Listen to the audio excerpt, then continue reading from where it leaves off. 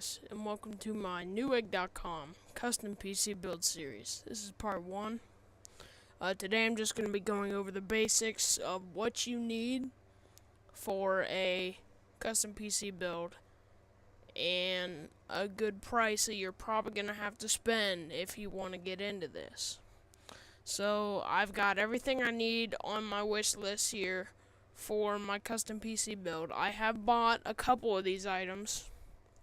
So I've already paid some of this, but the total price of everything that I will buy eventually, that I have bought and will buy eventually, is $589.36. So if you're gonna get into it, you will have to put some money into this. I'll tell you that right now, because if you want anywhere near a good system, you're gonna have to put some money in. And if you ask me, this list of items is pretty good. So, starting off, the first thing you'll need is your case. There's a couple different kinds of cases. There's mid-tower cases. There's just your standard large towers. And then I think there's like the little box cases. And then I think there's a tower that's below the mid tower, but most people go with the ATX mid tower cases. That's what I went with. I went with the Raid Max Super Hurricane black and blue steel computer case, and it cost me, I've already bought this part of the list, and it cost me around $45. The next thing you want to look at, the next thing I looked at anyway, was just an extra case fan, just in case. And staying with the blue theme, I went with the blue LED Rosewell 80mm fan. I also have bought this. This is a very good fan. I like it a lot. It's really well made, and it's a good buy. The next thing on my list is my Sony Black SATA DVD and CD-ROM drive. This is different from a burner. This is the thing that actually reads them.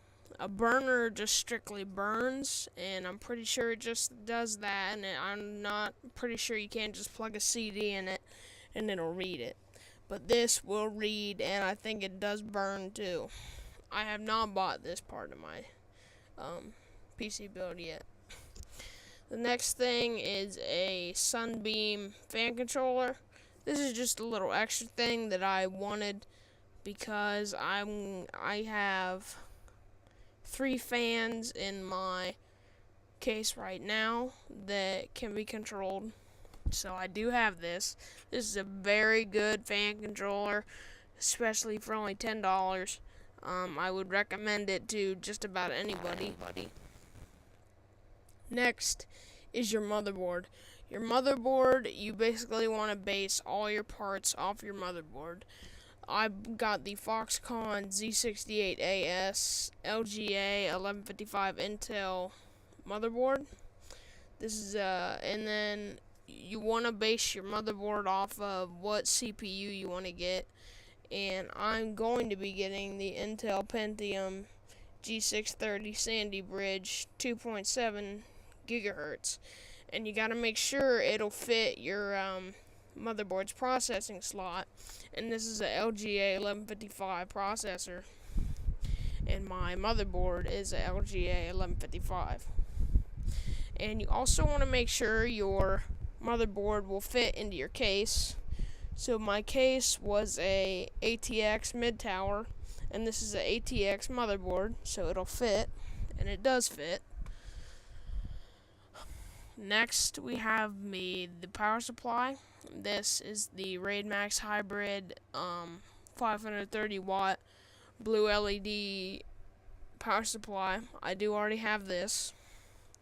Power supplies are just basically, you don't really have to get like a 1,000-watt power supply.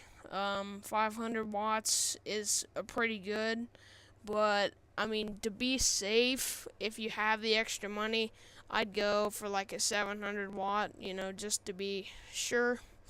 And this is also an ATX power supply, so it will fit into my ATX case, and it does fit. Next, I've just got some cable management stuff. Cable management is strictly up to you. If you want to have a lot of cable management, then you can buy stuff to cable manage. But if you don't want to, you can just put the wires in and make sure that everything runs with where the wires are.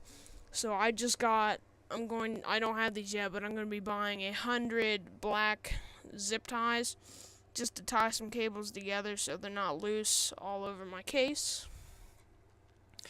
Next is your hard drive. You want to first choose between HDD and SSD. HDD are your standard internal hard drives, but the SSDs are the new, faster. They're very fast hard drives, and they are a lot smaller.